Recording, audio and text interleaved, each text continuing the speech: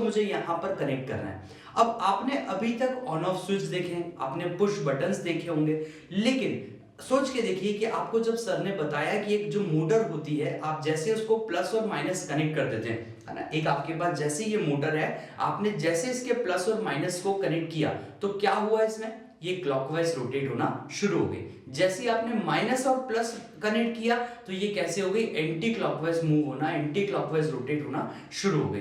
अब एक ऐसा स्विच जो इस मोटर को दोनों तरह की पोलैरिटी दे पाए, दोनों तरह के प्लस और माइनस और प्लस को एक्सचेंज कर पाए, क्या आपके पास ऐसा कोई स्विच है?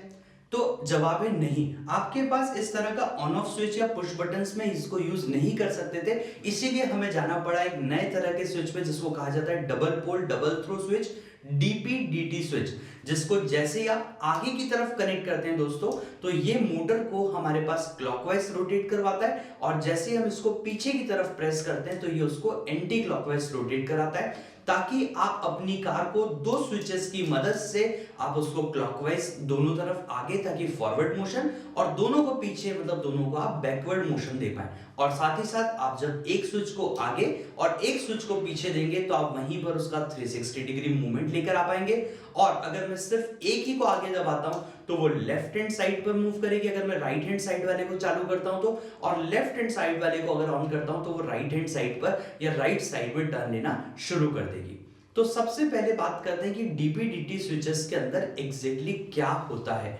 तो आप देख पा रहे हैं आपके जो डीपीडीटी स्विचेस है उसमें टोटल 6 पिन्स हैं, यहाँ पर टोटल 6 पिन्स हैं। अब सबसे पहले हम इसमें कनेक्ट करके देखते हैं।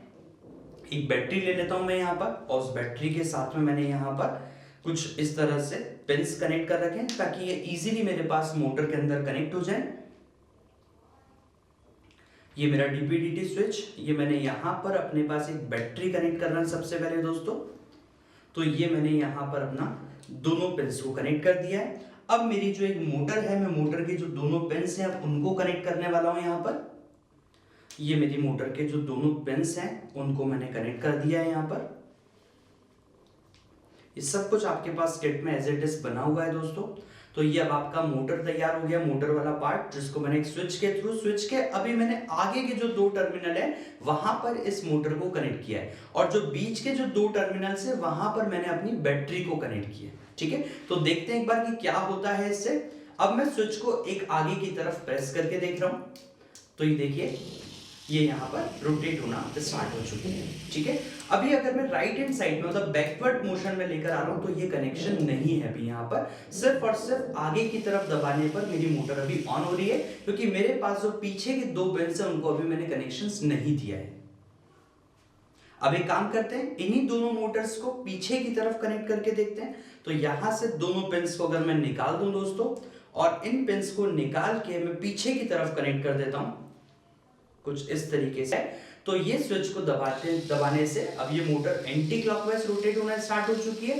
तो अब आप इस स्विच को समझ गए होंगे कि इस स्विच को जैसे ही हम पीछे की तरफ प्रेस करते हैं या आगे की तरफ प्रेस करते हैं तो ये जो दोनों वायर्स हैं इनके बीच में एक मेटेलिक कनेक्ट बीच में आ जाता है, जिसके कारण हम इसमें कंडक्टिविटी बना पाते हैं।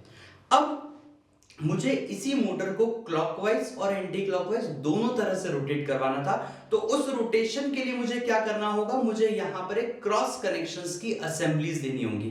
क्रॉस कनेक्शन की असेंबली मतलब कुछ इस तरीके से कि इन्हीं दोनों वायर को जब मैं स्विच को पीछे की तरफ प्रेस करूं तो यहां पर पॉजिटिव और नेगेटिव आ जाए, और जब मैं इसको आगे की तरफ प्रेस करूं तो यहां पर नेगेटिव और पॉजिटिव आ जाए, ताकि ये जो मोटर है वो एक बार क्लॉकवाइज रोटेट करे और एक बार एंटी क्लॉकवाइज रोटेट करे। तो उसके लिए मैंने यहां पर इनको क्रॉस में कनेक्ट करने की कोशिश की है दोस्तों।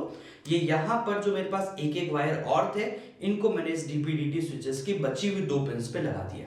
अब ये मेरी एक असेंबली तैयार हो चुकी है, जिसमें मैं डीपीडीटी स्विच को जब आगे की तरफ प्रेस करूंगा तो अब आप देख सकते हैं मेरे पास ये डीपीडीटी स्विच की कनेक्शन असेंबली रेडी हो चुकी है। अब मैं इसको जब आगे की तरफ प्रेस कर रहा हूं तो देखिए ये आपकी तरफ से क्लॉकवाइज मूवमेंट दे रहा है, और जब मैं इसको रिवर्स की तरफ प्रेस कर रहा हूं तो ये एंटी क्लॉकवाइज मूवमेंट दे रहा है। मतलब अब मेरे पास एक बैटरी और एक डीपीडीटी स्विच और एक मोटर व्हील्स के कनेक्शन के थ्रू मैं इसको आगे और पीछे मूवमेंट तक ले आया हूं दोस्तों।